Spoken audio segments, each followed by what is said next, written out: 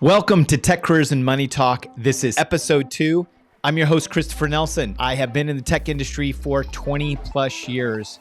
And after climbing my way to the C-suite and working for 3 companies that have gone through IPO and investing my way to financial independence, I'm here to share everything that I've learned with you so that you can do the same. So this episode, we're going to answer the question, why do I have the microphone? Why am I so passionate about tech careers and money in having this conversation of how it all works together? And it has to do with my origin story. So my origin story starts in the summer of 2001. I graduated from UC San Diego with a career in cognitive science, computer science. I'd had a job offer to start with Accenture. Super excited, super pumped. This was a high point. Went on a post-graduation trip to Australia and then found out start date was going to be postponed. And 9/11 happened. And, all of a sudden there was this .com crash. It was crazy. Survived that, got through it, and started in May of 2002 is when I started with Accenture. And it's sort of a rebuilding time to be there. And it was an opportunity to get a lot of training. I'd made the decision to go to work for a more established company instead of a startup at that time. It was a very conscious decision because I wanted skills. I wanted to find mentors. And I also felt that Accenture in technology consulting would give me the ability to see a lot of different industries. And yes, I got all of that. I got a chance to see a lot of different industries. I knew that I did want to work in high tech for software manufacturers. And I got experience doing a lot of communication, probably above where I should have been at that point in time, where I got to, walk into different boardrooms, present to a lot of senior executives, and I got my executive communication really refined. I got an opportunity to start managing teams and then travel. It was a really fun time. Things really changed for me in 2004 when I had the opportunity to join a brand new burgeoning practice, the Salesforce.com practice. And if you think about it, 2004, Salesforce.com was not the company that it is today. It was a SMB company that was really trying to break into the enterprise. So what I discovered then, and I think is important for everyone to take note, is when you do take a calculated risk and you learn a new technology early, it can pay off sometimes. And it did for me. After that, my career saw some incredible acceleration. I got the opportunity to travel more. I was, again, getting more high visibility projects and roles. I think this is also something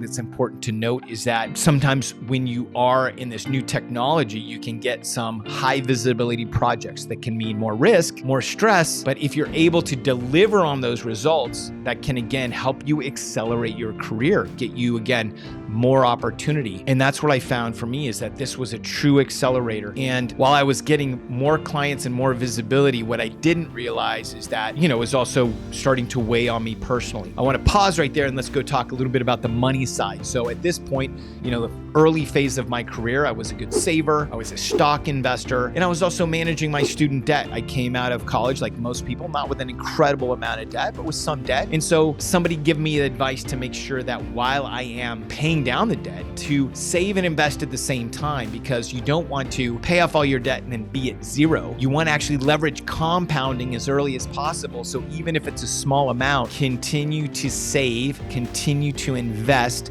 while you're paying down the debt. So that was an incredible piece of advice that I want to make sure and share with you as well. And so I also had a friend, and we had this idea. We both read Rich Dad, Poor Dad when we were in college.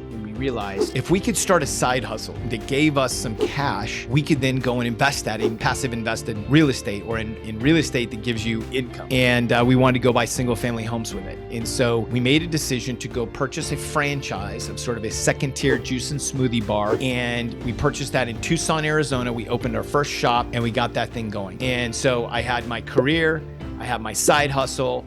And from 2004 to 2008, business grew. We actually were able to open a second smoothie bar and continue that success. And then the career grew as well. I was doing a ton of travel for the smoothie bar. I would, come back sometimes on weekends and work weekend shifts, sometimes be in the bar, but I was doing a lot of the accounting, a lot of the, back office type of activities as well. 2008, call it the burn and the crash, right? Is I was burnt out. I was toasty. I was crispy because I had the side hustle, was working, and then also work itself. I was traveling at that point when my burnout really hit me hard. I was living in Tokyo. I was out there on an assignment and traveling between Tokyo, Hong Kong, and China. I didn't know which way was up. I also didn't know who to talk to about it, right? It was really really, really crazy time for me. And then the crash was the Great Recession in 2008. It was bringing everything down. What we know now is Wall Street can bring down Main Street. And frankly, I'm going to tell you, it's a little scary.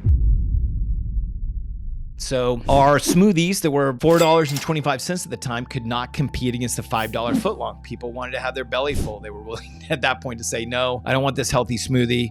Again, I'm not trying to say that, footlong subs are horrible for you, but from a competitive perspective, we could not compete. So we went from, being in the black to being in the red, and I was burning out really hard. So I think what happens sometimes is you make emotional decisions. And so instead of trying to make a rational decision, I started taking interviews in my day job, and I decided I really wanted to go work for equity. I wanted to go try the startup scene. So I went and started talking to a founder, fell in love with his vision, the company's mission, made a move. At that point, we were also shutting down our store. So it was a very, very, very stressful time. And then with the startup, we weren't able to meet the MVP, the investors, and the large customers. They were losing faith that we could ever deliver. So it was really just not a good time. So I went from this crash and burn just even further down this hole to, where I found myself. At some point, the project had ended with the startup company and there just wasn't anything there. And side hustle had closed. And I was not in a great position financially. We'd had to, turn everything over to the bank. So at that point, I had a lot of time to reflect. I had a lot of time to reflect on, okay, what exactly happened, right? I have this great career, this great trajectory. I thought I'd made this really bad move. And I realized a lot of people I'd seen leave Accenture had gone to work for equity, but we never talked about their choices. We never talked about what they did. And some of them, it worked out very well. Some of it didn't work out well. So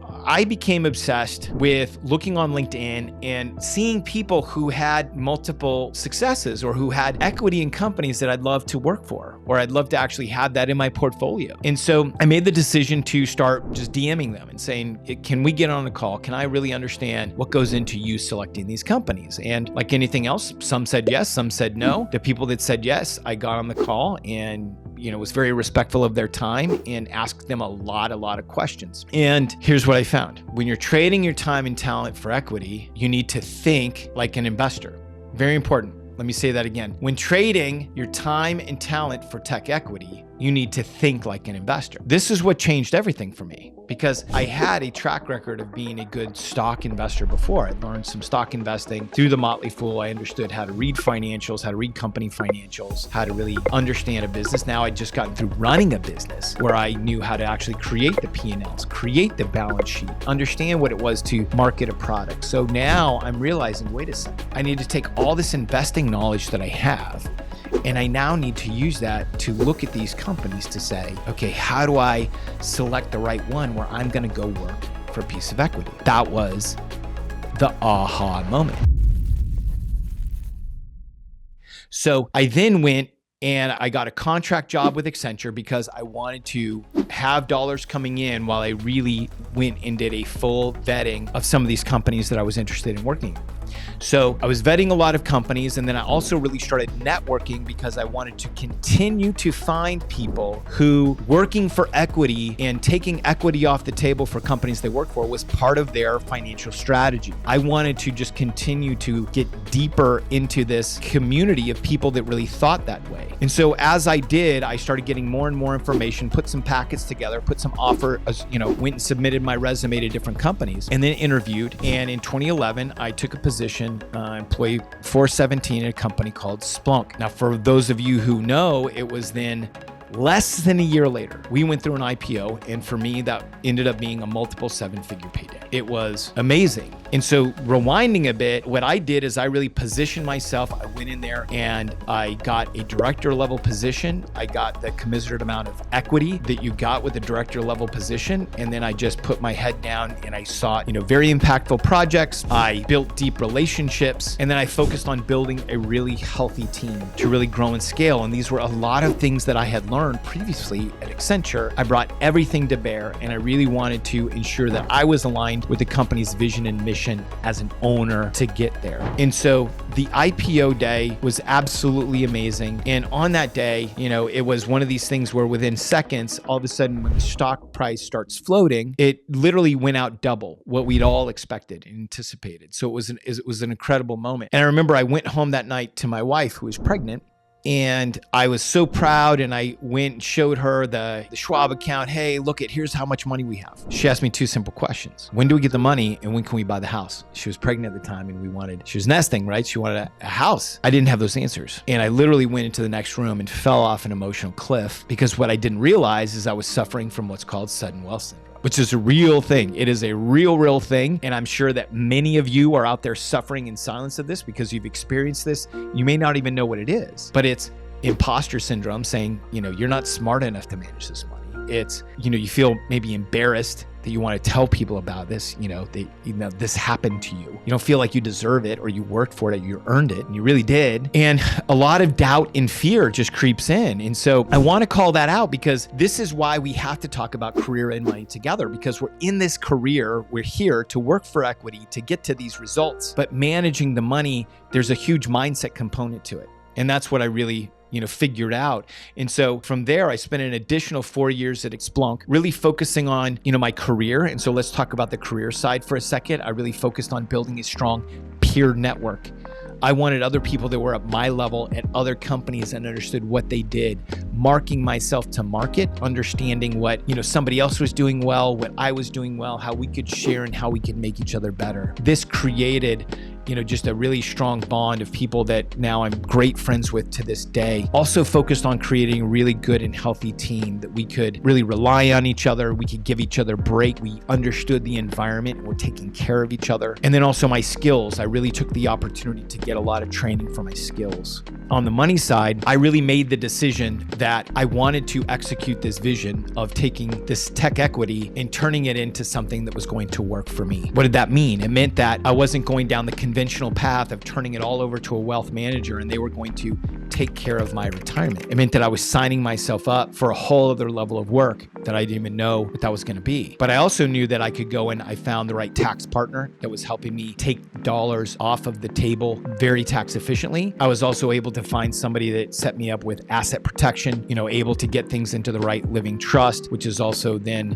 being able to set it up for the next generation, the family. I also was able to set up a donor advised fund so that we could be philanthropic in a very tax efficient way. And then also risk management, finding the right insurance to make sure that my family was taken care of if something happened to myself or my wife, right? And so this to me was this whole evolution of becoming a high net worth individual, which again, there's no training on, but we're going to be talking a ton on this podcast because that's what we need. We need to understand now that we work so hard to get the money, how do we unlock it? So let's get back to the story. So after 5 years at Splunk, made the decision by myself with my mentors, with my peer group, that it was time for me to transition out and to look for a CIO opportunity. Now, keep in mind that at this point, I had a young family, my wife, and 3 young boys. And so I ended up finding, looking for, again, doing the vetting of the other company and going and doing the due diligence, and found an opportunity through a recruiter to go work for a company in New York City. So moved the family out of the Silicon Valley to New York City and was working for a company called Yext and took the CIO position there, which was a great opportunity for me to move up the ladder, get more responsibility, and understand what that meant. Now, what I didn't realize is that at that point, I had this focus on the career. I was really focusing on investing the money. I'd sort of taken for granted what was going on with my family because we'd set up for ourselves, when I was working for Splunk, we had a really nice family balance. Now I went to this new opportunity that had a lot more demands on my time, a whole different commute as we were living in Jersey and I was traveling into the city, and it was putting a ton of stress and strain on my family. So I chose a company that was on track, that was going to go through an IPO. Turned out to not be the best fit for my life. I had to make a very, very hard decision to say, this isn't the right fit for me or my life right now. It was arguably one of the hardest things I had to do from a career perspective. The good news is we're in a good position financially. So financially, I wasn't worried about the decision. From a family decision, one of the best moves I ever made, and at that point, we started looking. New Jersey wasn't the right fit for us. We were looking for a better place for our family. I found an opportunity in Austin to then go for a vice president's position. I decided to take a step back. Professionally, it was a great move for me because I was able to then continue to grow my career, build teams, do the things I enjoyed to do, but I didn't have the pressure of, the highest rung of the ladder where it is. And I think people need to consider that. And it was really then in Texas that, the real estate really opened up for us. And it was at that point that I had some friends reaching out to me saying, hey, we see what you're doing in real real estate. We hear you talk about this all the time. Like, we want in. And so it was in late 2017, early 2018, so 5 years ago, that I started Wealthboard Capital to really help other technology employees diversify into commercial real estate. And ourselves, we were able to, again, as a family, continue to invest, and we're building out this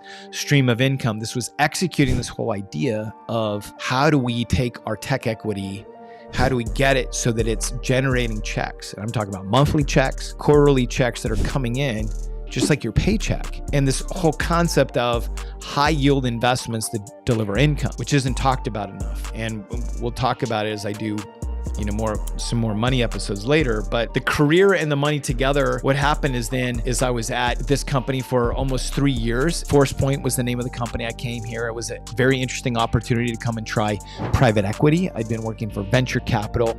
I wanted to try private equity for a few years. And so we were looking to go for an IPO. And, after 2 years, there was a couple moments where we were close, but then it was obvious that we were sort of back to the building phase again. And at that point, just been running very hard from, Splunk to Yext and then to Force Point. So made the decision to take a sabbatical for 9 months. And it was absolutely amazing because we had income coming in. So we weren't worried about, okay, where's the next coming from? Regine, my wife, was working on some entrepreneurial things herself. She was doing very well. So it was a good time for me to reflect, rest. And I think, again, there's a whole other episode on, how do you prepare and take a sabbatical in tech? Because I think it's super important. Everybody who I've talked to who's taken one has said it's been one of the best things they've ever done. So it's important to understand that I positioned my career as I went into startup companies. I positioned myself to be somebody who got business applications ready to go through a SOX audit. So I had positioned myself so that my phone rang when companies were 12 to 24 months away from an IPO. And so while I was on, sabbatical, the phone rang, another opportunity came up, and it happened to be with a friend of mine, Brian Weiss, who I'll be interviewing here on the podcast, who's a CIO, who's just had a series of IPO after IPO. I said, what's the company? He said, GitLab. I go, wow, I heard about that company. Let's do the due diligence. And he's like, well, here's mine. And so started doing the due diligence on the company, everything checked the flag. And then when I saw that Godfrey Sullivan, who was the CEO at Splunk and then on the chairman of the board there, joined the board of GitLab, it was really sort of the final vote of confidence that I needed, that this was a company that was going to do something incredibly special. So there, I made the decision to take the very same role that I did at Splunk. I took a senior director. Well, that's where I left at Splunk. I was a senior director of enterprise applications. And I went in there. Over 2 years, I worked there. It took the company through another IPO, had the opportunity to take some more gold coins off the table and leverage that for investing. And it was in August of 2022 that I left GitLab to be able to, just do real estate, do investing full time. And I know that I've moved through everything relatively quickly. I mean, a lot of this is going to lead to more conversations, more episodes. And I really want you to ask me questions about this. So you can go to Ask at Tech Careers and Money Talk and ask any questions that you want about my career and what you really want to know more of. But the result is, this vision that I had at the beginning of being able to build up this tech equity and take this large chunk and have that working for me is ultimately what was executed. There was a lot of other things that were discovered along the way, right? Is building a career, building out what I call my career capital, and being able to position myself for the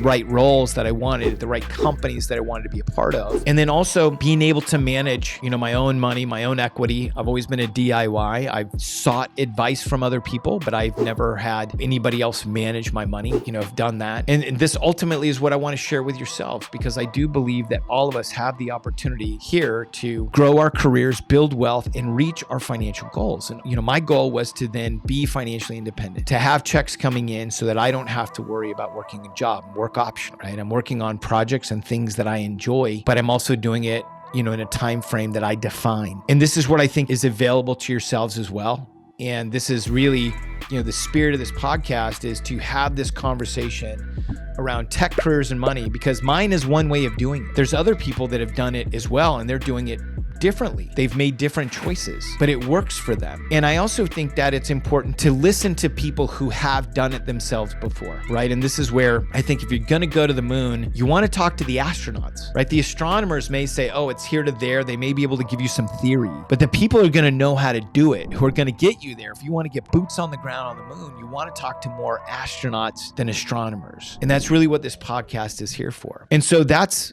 those are the highlights of my story. I mean, I could literally go deeper, but I wanted to make sure and share that with you today. And we're a new podcast. I want to make sure, and I want to ask you three things. Number one, please follow us. If you Apple Podcasts, Google Podcasts, Spotify, wherever you listen to podcasts, please follow us. Number two, please leave us a review. What did you find valuable today? Share with me what you found valuable. Share with others what you found valuable, what you're hearing that you're not hearing anywhere else. That would be important too. And number three, tell other technology employees. It's so important. That's it. This is the episode. This is the origin story. And I hope that you enjoyed that. My ask would be that you hit play on the next episode. See what's next.